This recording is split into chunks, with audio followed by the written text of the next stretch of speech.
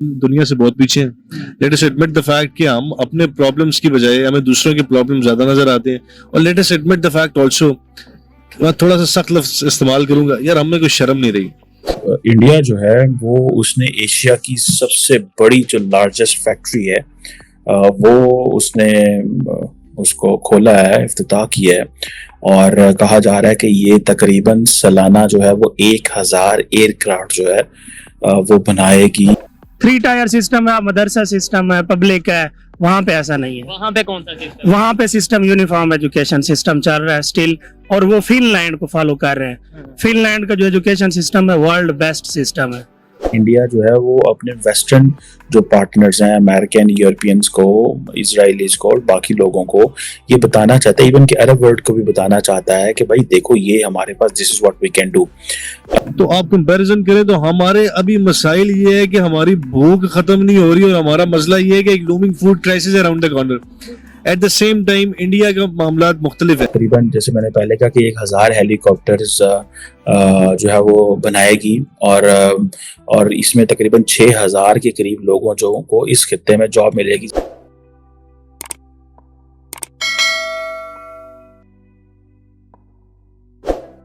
नमस्कार दोस्तों, स्वागत है आप सभी का आपके अपने चैनल पर। एशिया की सबसे बड़ी हेलीकॉप्टर फैक्ट्री का शुभारंभ भारत के कर्नाटक में मोदी जी के शुभ हाथों से किया गया। भारत का इतना बड़ा कदम देखकर पाकिस्तानियों के मुंह फटे के फटे ही रह गए। 615 एकड़ में बनाई गई इस हेलीकॉप्टर फैक्ट्री में एक साल में 1000 हेलीकॉप्टर तैयार किए जाएंगे, और इस हेलीकॉप्टर फैक्ट्री में 6000 से ज्यादा रोजगार भी दिए जा रहे हैं। इस फैक्ट्री में बने हेलीकॉप्टर भारत के डिफेंस की जरूरत तो पूरी करेंगे ही, साथ ही पूरी दुनिया में एक्सपोर्ट भी किए जाएंगे। भारत के लिए यह एक बहुत ही बड़ा प्रोजेक्ट है, जिसको देखकर कंगाल पाकिस्तान बहुत ही ज्यादा परेशान है। जैसे जैसे पाकिस्तान डूबता जा रहा है, भारत रोज नई तरक्की कर रहा है। कंगाल पाकिस्तानी जब भारत के ऐसे बड़े प्रोजेक्ट देखते हैं तो अपनी किस्मत पर रोते हैं कि देश में खाने को आटा नहीं है, कैसे करे भारत से बराबरी। इतनी भूखमरी के बावजूद हर एक पाकिस्तानी गजवा ए हिंद का ख्वाब जरूर देख रहा है। तो दोस्तों आइए देखते हैं भारत की इस हेलीकॉप्टर फैक्ट्री पर क्या कह रहे हैं पाकिस्तानी। चैनल पर आने के लिए धन्यवाद दोस्तों। वीडियो को पूरा देखें, लाइक, शेयर और सब्सक्राइब जरूर करें। जय हिंद। अब इंडिया में एशिया की लार्जेस्ट हेलीकॉप्टर मैन्युफैक्चरिंग फैक्ट्री बन चुकी है। वहां पर वो अपने मतलब जो उनसे डिफेंस इक्विपमेंट्स है, हेलीकॉप्टर्स वगैरह हैं, वो बनाने जा रहे हैं। मुकाबला हम बच्चे को बताते हैं इंडिया से है, वो जितनी तेजी से टेक्नोलॉजी में ग्रो कर रहे हैं ये हम क्यों नहीं बताते? क्या कहना चाहेंगे इसके ऊपर कि वो हेलीकॉप्टर फैक्ट्री उन्होंने अपनी बना ली है और अपना डिफेंस के इक्विपमेंट ज्यादातर अब वहां पर ही बनाएंगे? दोस्त, सबसे पहले ये है कि यहाँ की जो आप हिस्ट्री देखें ना 47 के बाद से, हमारी सबसे पहले ये है कि अकाउंटेबिलिटी सिस्टम और पॉलिटिकल पार्टीज हमारा स्ट्रॉन्ग नहीं है। सबसे पहली बात ये है। आप देखिए 47 के बाद से आपका जो है ना कॉन्स्टिट्यूशन आपको 56 में आके बन रहा है पहला, ठीक है। 9 इयर्स आपने कॉन्स्टिट्यूशन में बनाने लग गए हैं, तो आप उनके हेलीकॉप्टर से मुकाबला कर रहे हैं, ठीक है। उसके बाद फिर आप देखें आपके 47 से लेकर 58 तक आपके कितने 8 से 9 प्राइम मिनिस्टर तब्दील हुए हैं। एक साल एक बैठ रहा है, फिर दूसरे साल वो बैठ रहा है, फिर मसाला, फिर 58 में आप आ जाएं तो माशाल्लाह लग गया अयूब साहब का। तो सिविल मिलिट्री रिलेशंस जो थे ना वो काफी ज्यादा खराब हुए। फिर 56 तक बात करें हम, इस्लामिक रिपब्लिक नहीं थे, इस्लामिक रिपब्लिक मुसलमान भी समझ लेंगे। आप देखें ना 1935 का एक्ट चला रहे हैं, स्टिल भी चला रहे हैं किसी किसी जगह पे। आप देखें 1935 को आप एक्ट को फॉलो करते रहे हैं। 56 में आपने जब कॉन्स्टिट्यूशन भी बनाया ना, तो तब भी आप 1935 के एक्ट को देख के बनाया। तो आपके पास इतनी एबिलिटी होती, ठीक है। आपने कितनी कमेटियां बनाई हैं कॉन्स्टिट्यूशन को देखने? 3 कमेटियां बनी, एक पसंद नहीं आ रहा था, फिर वो चेंज कर लिया। नहीं तो फिर जो मुकाबला हमें बताया जाता है तो वो मुकाबला बनता है या नहीं बनता? वो टेक्नोलॉजी में कितना आगे जा रहे हैं, आईटी में कितना? मुकाबला तब बनेगा जब आपके पास ट्रू मीनिंग में विल पावर्स होनी चाहिए, और सबसे पहले आपके पास पैसा भी होना चाहिए। पैसा तब होगा, ठीक है, जब आप करप्शन नहीं करेंगे। इंडिया जो है वो उसने एशिया की सबसे बड़ी जो लार्जेस्ट फैक्ट्री है वो उसने उसको खोला है, इफ्तिताह किया है।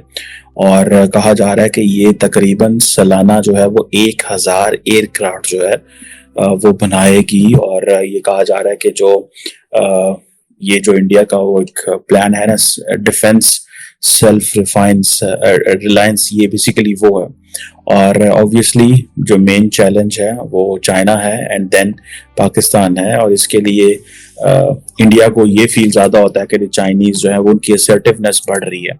एंड इसके लिए जारी बात है इंडिया जो है वो अपने वेस्टर्न जो पार्टनर्स हैं, अमेरिकन, यूरोपियंस को, इजराइलीज को और बाकी लोगों को ये बताना चाहता है, इवन कि अरब वर्ल्ड को भी बताना चाहता है कि भाई देखो ये हमारे पास, this is what we can do. अगर मैं आप इसको ये बताऊं कि अब ज़ाहिर बात है ये इंडिया ने अपना जो डिफेंस बजट है वो तकरीबन डबल डिजिट जो है वो इंक्रीज की है, जो एनुअल डिफेंस बजट है।